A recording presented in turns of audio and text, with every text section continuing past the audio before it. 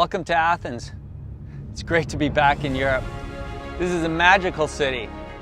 It is a very special city for me as well. This is the first European city that I came to from North America, the first time back in 1997 for the World Track Championships.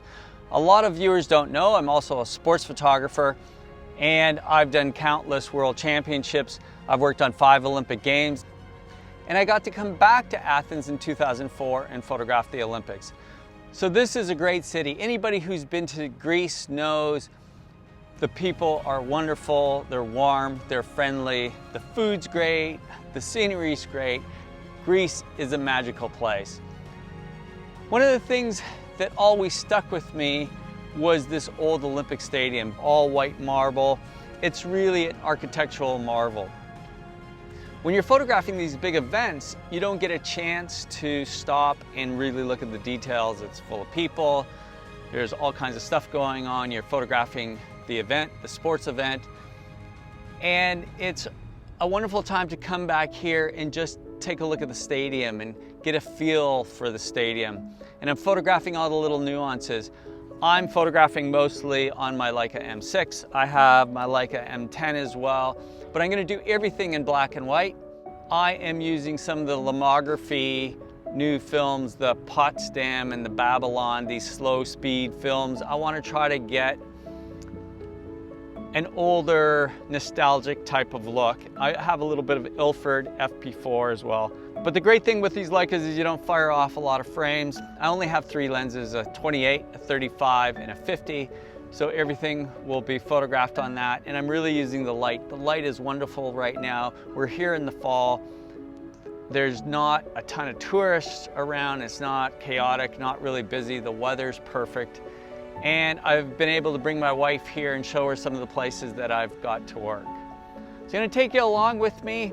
You can see how I work and some of the photographs that I take. And I'm actually going to show you a part 2 to this as well. In 2004, I worked with a Pentax 645 camera and this homemade lens.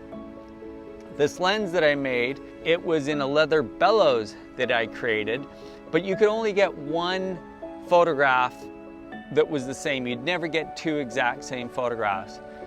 And I remember I met my friend David Burnett here in 2004, and he had looked at that thing, and because I was Canadian, promptly named it the Hoser Cam, which was a great name for it, but really encouraged me to work with that camera during the Olympics, and I did. So I'm going to show you on part 2 of this video, I'm going to show you some of the sports photography I got, all in black and white film at the Olympics. It's a body of work that hasn't been seen widely. So this first part is going to be photographing this old stadium. Stay tuned for the second part and I'll show you some of that Olympic work as well.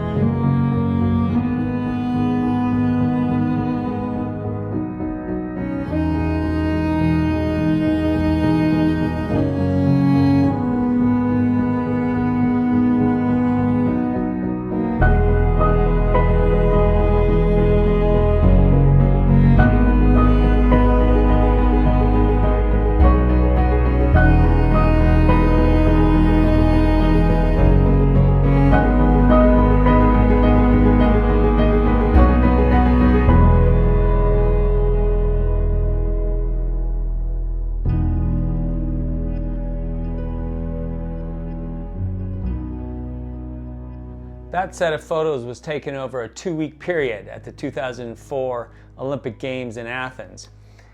And this is Cam 2.0.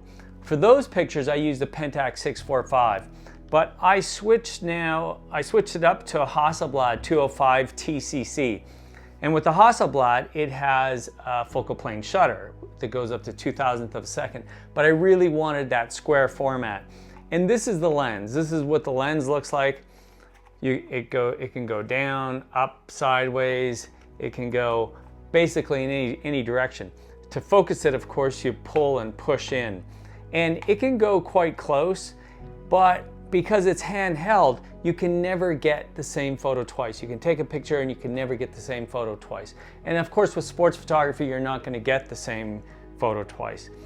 All of those pictures were taken on Kodak Plus X or Kodak's Tri-X film, and the stuff inside was pushed 2 stops to 1600 ISO. Hope you enjoyed this episode of my revisit to the original Olympic Stadium with the Leica camera and some of the Lomography black and white film. Thanks for coming along. It was great to go back to Athens. Leave me a comment, let me know what you thought, and I will see you next time. Cheers.